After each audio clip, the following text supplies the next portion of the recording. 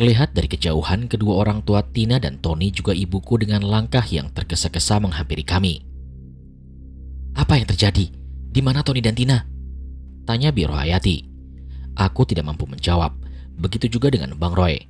Hanya tangannya yang menunjuk ke satu ruangan yang masih mempunyai kekuatan untuk memberikan jawaban atas pertanyaan itu. Mereka pun meninggalkan kami. Kemudian bersama dengan ibuku, kedua orang Tina dan Bi Rohayati, Om Wardana menuju kamar yang ditunjuk oleh Bang Roy. Namun saat kedua orang tua Tony dan Tina hendak masuk ke dalam ruangan, Dr. Haikal dan beberapa suster yang membantunya keluar dari kamar pasien nomor 9. Memang letak kamar nomor 9 berada bersebelahan dengan kamar Tony yang bernomor 8. "Maaf, kalau boleh tahu bapak dan ibu ini ada hubungan apa dengan pasien?" tanya Dr. Haikal. "Kami orang tuanya Tony, dan ini orang tuanya Tina," jawab Om Wardana memperkenalkan diri juga kedua orang tua Tina. "Maaf, kami berharap bapak dan ibu jangan menjenguk dulu ya, karena itu akan berakibat buruk pada psikologis pasien. Batin mereka akan lebih tertekan," ucap Dr. Haikal. "Apa kami nggak boleh tahu apa yang terjadi sama anak kami?" tanya Bi Rohayati.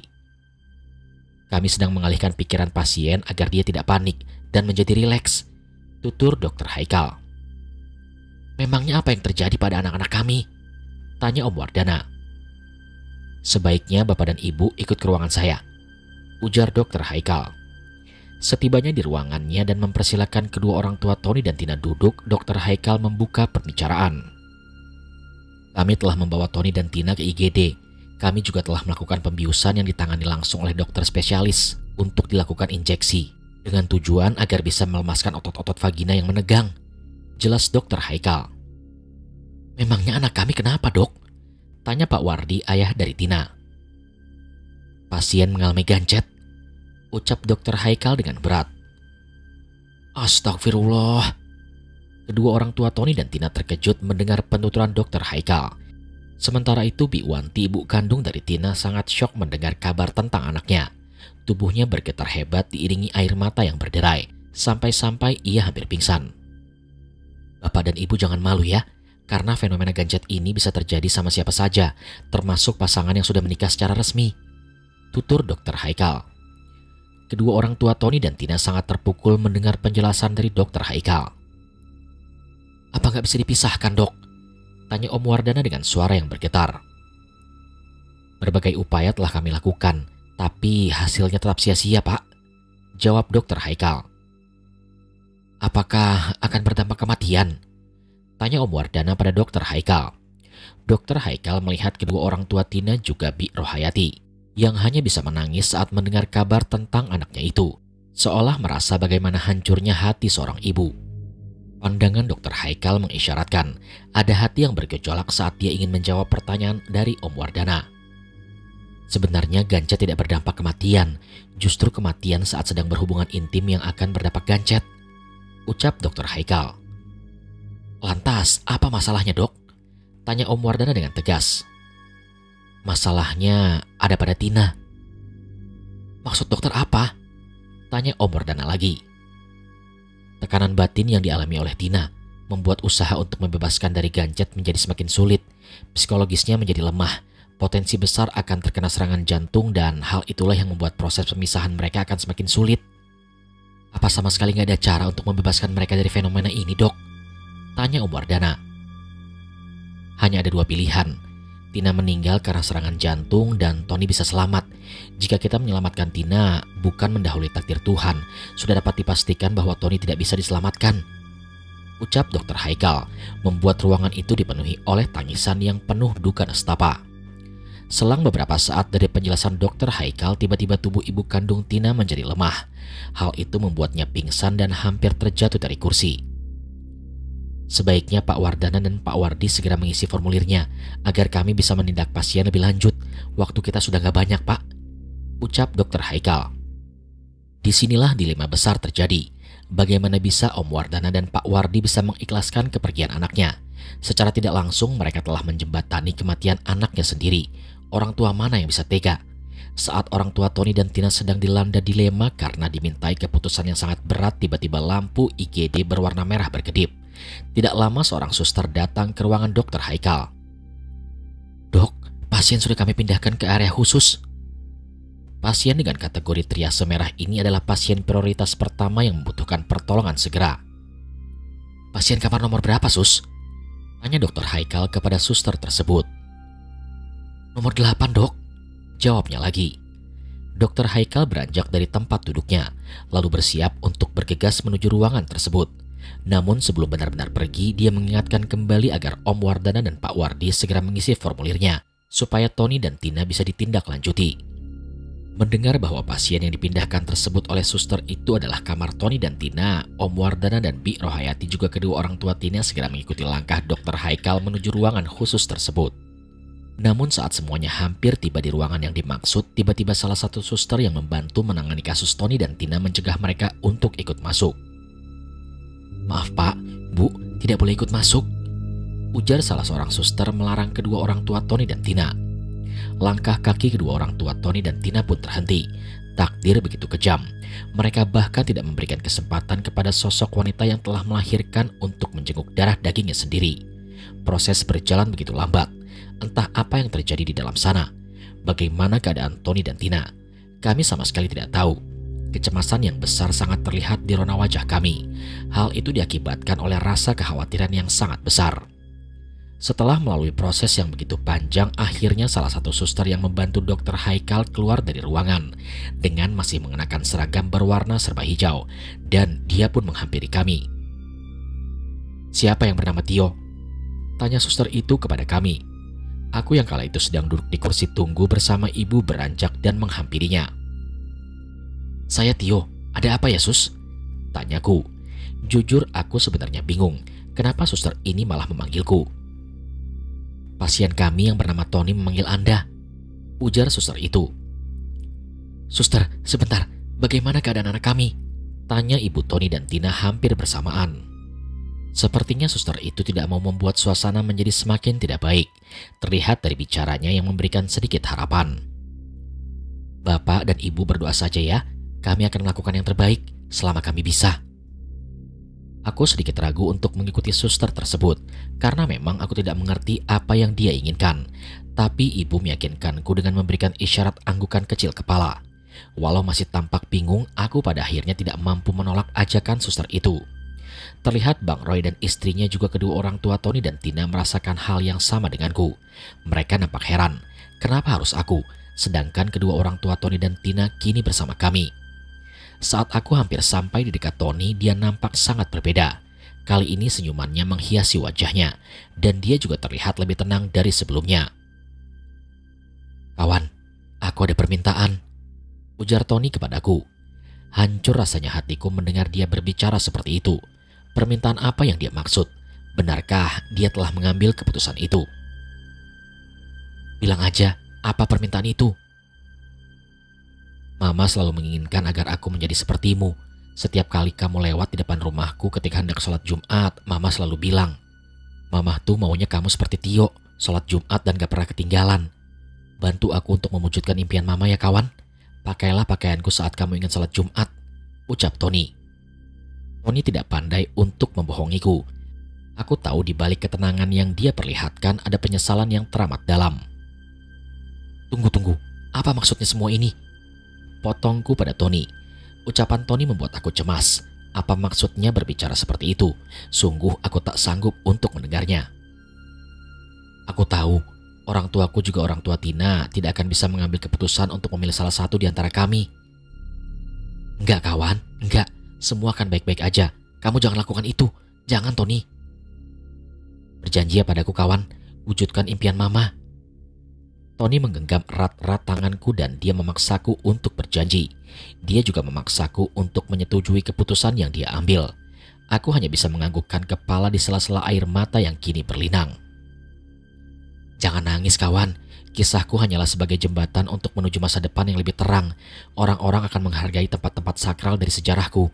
Yang Maha Kuasa telah menakdirkan garis takdirku seperti ini, ucap Tony. Ucapannya membuatku seolah tidak mempunyai kekuatan. Aku hanya menggeleng-gelengkan kepala diiringi dengan derayan air mata.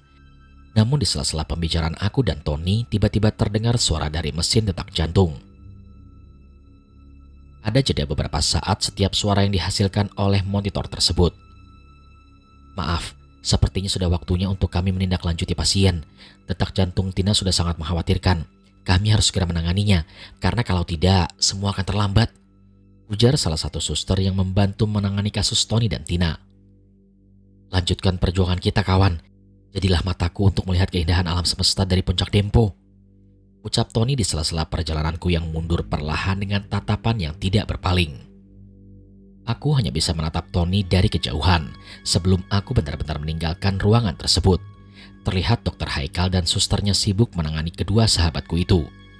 Dari sana aku mengetahui waktu yang panjang dilakukan oleh Dr. Haikal bersama susternya, karena mereka berusaha untuk menyelamatkan keduanya. Tapi takdir berkata lain. Mau tidak mau harus ada satu pilihan untuk menyelamatkan keduanya, dan Tony telah membuat keputusan bahwa dirinya lah yang harus bertanggung jawab atas semua ini.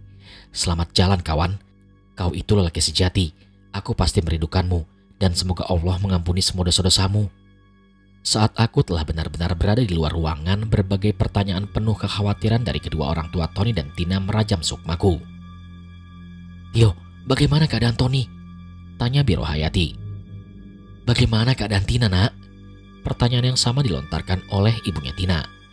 Aku yang masih belum mampu mengucapkan sepatah kalimat pun memilih duduk di kursi tunggu di samping ibu. Katakan, nak, apa yang terjadi di dalam agar kedua orang tua Tony dan Tina bisa lega. Mereka mengetahui keadaan anaknya. Ucap ibu kepadaku. Tony, Bu. Aku tak kuasa meneruskan ucapanku dan aku memeluk ibu dengan erat disertai air mata yang berlinang. Ada apa dengan Tony, nak? Dia telah mengambil keputusannya, Bu. Keputusan apa? Tony telah memilih dirinya untuk menyelamatkan Tina. Sontak tangis pun pecah. Suasana kini berkabung duka, diiringi seruan panggilan sholat subuh. Lagi-lagi sang pencipta alam semesta memperlihatkan kekuasaannya. Suara azan itu membuktikan bahwa semua takdir telah ditentukan olehnya. Tak ada yang dapat untuk menghindar bila waktunya telah tiba, dan maha benar Allah dengan segala firman-Nya. Semuanya menangis haru tak kalah mendengar penuturanku tentang keputusan yang Tony ambil. Bi Rohayati hanya bisa menangis histeris di pintu ruangan tersebut. Semua pengunjung dan pasien rumah sakit pun terkejut mendengar tangis histeris Bi Rohayati di pagi buta itu. Pagi itu di depan ruangan tersebut berkalang duka. Tangisan kian pecah, manakala tubuh yang terbujur kaku dibawa keluar oleh para medis untuk melakukan pemeriksaan dan memastikan kematian. Dokter IGD mencatat seluruh hasil pemeriksaan dalam rekam medis pasien. Setelah semua prosedur proses pemulangan jenazah selesai dilakukan, kami pun membawa jasad Tony ke kota Lubuk Linggau untuk segera dikebumikan di tempat kelahirannya. Di sepanjang perjalanan, suara sirine ambulan terdengar sangat memilukan. Hal itu pula yang membuat tangisan Bi Rohayati dan Tina tak kunjung reda. Apalagi Tina. Temanku itu nampak seperti orang yang depresi. Jiwanya terguncang tak kalah mengetahui bahwa Tony yang meninggal dikarenakan ingin memberikan kehidupan kepadanya. Walau secara sikap Tony terbilang keras kepala, tapi dia adalah sosok yang patut diapresiasikan. Tony mengambil keputusan itu karena tidak ingin membuat kedua orang tuanya terbebani dengan kesalahan yang telah ia perbuat. Tony juga memberikan kesempatan kepada Tina agar bisa memperbaiki diri, terutama kepada sang pencipta alam semesta. Sekitar kurang lebih 4 jam kami akhirnya sampai di kota Lubuk Linggau. Terlihat bendera simbol kematian berwarna kuning bercorak hijau berkibar di samping gang rumah keluarga duka. Kedua kakak kandung Tony bernama Reza dan Sinta yang bekerja di ibu kota telah menyiapkan semuanya. Mereka memang tidak ikut ke pagar alam karena baru berangkat dari Jakarta setelah mendengar kabar bahwa Tony telah wafat. Tangis sanak saudara pun begitu pecah, apalagi Mbak Reza dan Mbak Sinta, dan mereka begitu histeris saat melihat jasad Tony yang dikeluarkan perlahan dari dalam mobil ambulan. Namun tidak semua orang ikut berduka cita. Begitulah manusia. Beberapa di antaranya mencemooh, mencibir, bahkan mengumpat, walau dengan suara yang berbisik. Kerasnya kehidupan membuat mereka kehilangan rasa empati terhadap sesama. Spekulasi miring tentang kematian Tony adalah azab dari Yang Maha Kuasa bermunculan. Aku hanya bisa menghela nafas tak kala cemoohan itu tertangkap indera pendengaran. Karena semua sanak saudara telah berada di rumah duka dan tak ada lagi keluarga yang ditunggu, hari itu juga Tony segera dikebumikan. Aku terus menahan air mata saat memandikan jenazah temanku itu. Tak satu pun semua proses yang dilakukan untuk mengantar Tony ke liang lahat tidak melibatkanku. Aku sengaja melibatkan diri, karena memang ini adalah kali terakhirku bisa melihatnya. Aku hanya berharap semoga amal perbuatannya diterima oleh Sang Pencipta alam semesta. Pemakaman Tony segera akan dimulai. Ruang kubur yang sedari tadi digali telah selesai dikerjakan. Isak tangis keluarga terdengar sangat jelas. Berbeda dengan yang lain, Bi Rohayati sangat histeris. Dia juga meronta-ronta tak terkendali. Kesedihan di muka liang kubur menyelimuti suasana pemakaman, mempengaruhi jiwa-jiwa yang hadir dan merangkul semua raga bak selimut penderitaan. Dari sini aku menyadari kehilangan adalah sesuatu yang sangat menyakitkan. Terlebih lagi Tony adalah putra satu-satunya. Begitu berat Bi Rohayati menampung dan menerima kenyataan ini. Dia hanya bisa menuntut keadilan Tuhan dan mengutuk keadaan, seakan tidak percaya dengan kenyataan yang telah terjadi. Air mataku mulai berkaca-kaca karena teringat kepergian ayah 16 tahun yang lalu. Aku yang kala itu berusia 2 tahun hanya bisa melongok kebingungan tak kala melihat ibu meronta-ronta tak terkendali. Namun ketika aku terhanyut dalam kenangan tentang ayah, ibu menepuk pundakku. "Kumandangkan azan, Nak. Ini kali terakhirmu bisa melihatnya," ujar ibu kepadaku. Aku pun turun ke dalam kubur untuk mengumandangkan azan di tempat peristirahatan terakhir Tony. Perasaanku bercampur aduk tak karuan menjadi satu. Sedih dan rasa haru semua bersatu padu pada takbir pertama. Dengan perasaan berkecamuk itu, perlahan tanpa terasa di takbir kedua aku mengeluarkan air mata. Perasaan sedari tadi yang aku bendung akhirnya tumpah juga. Peluru-peluru kesedihan yang datang bertubi-tubi tanpa ampun merajam Sukma kian menambah hatiku lara. Dadaku serasa sesak, tertekan oleh isak tangis yang sudah tidak kuat lagi aku tahan. Suaraku bergetar. Tubuhku merinding, apalagi ditambah tangisan Bi Rohayati yang terdengar makin keras, membuat aku semakin pilu. Namun aku mencoba menahannya agar tangisku tetap sunyi. Biarlah dia menjerit di relung hati yang paling dalam pada ruangan yang sangat sepi. Hingga lafaz terakhir ini aku temukan keikhlasan pada gelapnya kesedihan. Ia menjadi cahaya di tengah kegelapan sakitnya kehilangan. Hingga penerimaan yang sesungguhnya pun datang. Tangisan sanak saudara mulai reda. Hanya menyisakan seduh sedan yang perlahan kini mulai berpamitan. Dengan tatapan kosong, aku menyaksikan Tony ditimbun tanah merah. Dalam hati aku bertanya, sesakit inikah kehilangan? Terlalu kejam untuk diterima oleh sanubari. Kenapa hal yang sekejam dan sesakit ini semesta berikan izin untuk hadir di muka bumi? Ya, itulah kehidupan. Sejatinya tak ada yang abadi di dunia ini. Perlahan tapi pasti kita semua akan mendapatkan giliran bila waktunya telah tiba. Kehilangan-kehilangan itulah yang membuat ketidakseimbangan dalam hidup. Hal itu pula menjadi penyakit metafisik yang melukai Sukma. Tony telah berpulang ke rahmatullah dengan takdir yang telah ditetapkan oleh Tuhan. Mengikhlaskan memang tidak semudah kata, tapi percayalah, hati yang ikhlas akan mendapatkan ketenangan jiwa. Cuaca yang tadinya cerah seketika berubah mendung seakan turut berduka cita atas kepergian Tony. Awan-awan hitam berdatangan mulai menutup langit. Udara di sekitar kuburan mulai berubah. Angin kencang yang datang seolah mengelus kepala membuat rambut tidak mau diam. Hembusan angin membangkitkan memori kelamku bersama Tony. Kala kami sedang di pelataran Gunung Dempo tempat awal mula sejarah itu tercipta.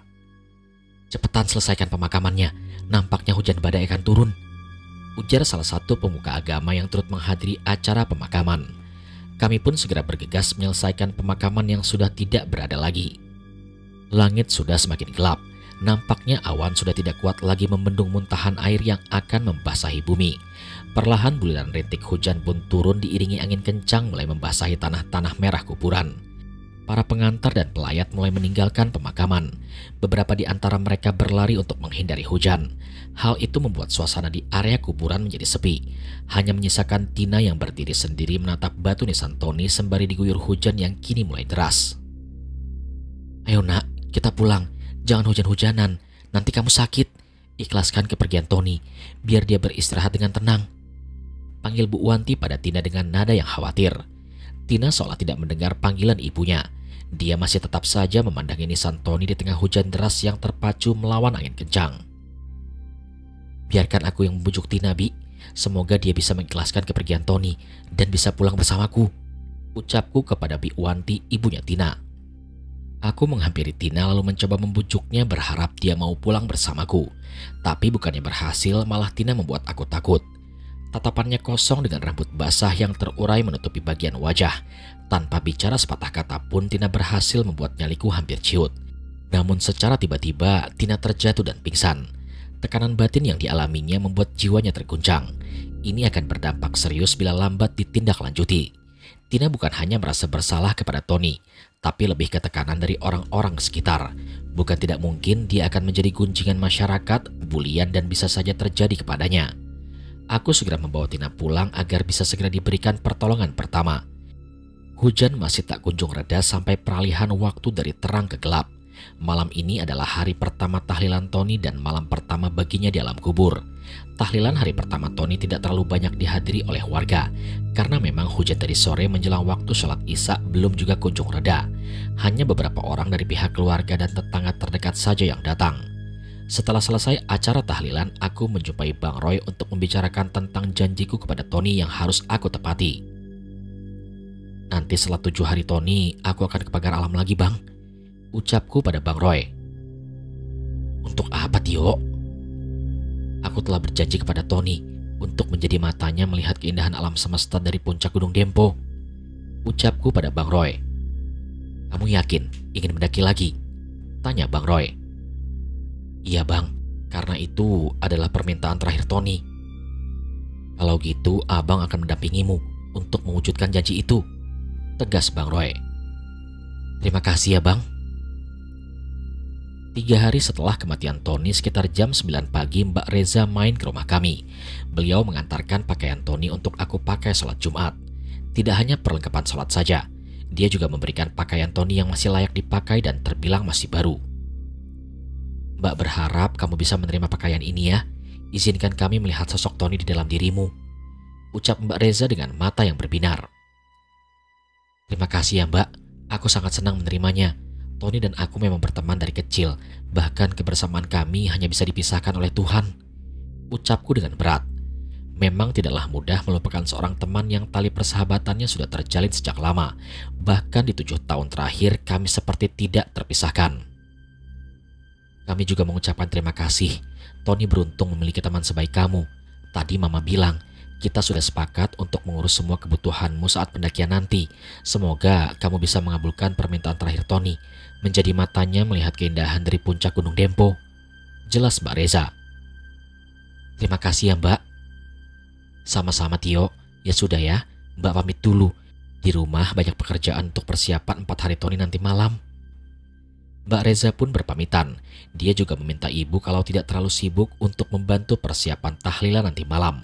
Namun ibu menyuruh Mbak Reza duluan dan dia akan menyusul belakangan. Kamu yakin ingin mendaki lagi setelah kejadian yang dialami Tony dan Tina? Tanya ibu kepadaku. Rupanya ada kekhawatiran di hatinya tak kalah mendengar rencanaku yang akan mendaki lagi setelah 7 hari kepergian Tony. Iya, Bu. Aku sudah berjanji kepada Tony untuk menjadi matanya melihat keindahan di atas puncak tertinggi Sumatera Selatan. Ibu hanya khawatir. Kemarin tetangga bercerita, saudaranya yang bekerja di perkebunan teh di pagar alam tewas dimangsa hewan buas, harimau, ucap ibu dengan tegas. Insya Allah, Bu, Tio akan baik-baik aja. Ibu cukup mendoakan aja agar aku kembali dalam keadaan sehat, tuturku dengan lembut. Ya sudah, kamu siap-siap ke masjid, sholat Jumat. Ingat, jangan lupa pakai pakaian Tony. Ibu mau ke rumahnya Bi Rohayati ya, bantu-bantu di sana. Nanti sehabis dari masjid, mampirlah ke rumah Tony, ucap ibu kepadaku. Aku menghela nafas. Beruntung kali ini aku mampu meyakinkannya. Setelah ibu pergi ke rumah Bi Rohayati, aku mempersiapkan diri untuk melaksanakan sholat Jumat di masjid.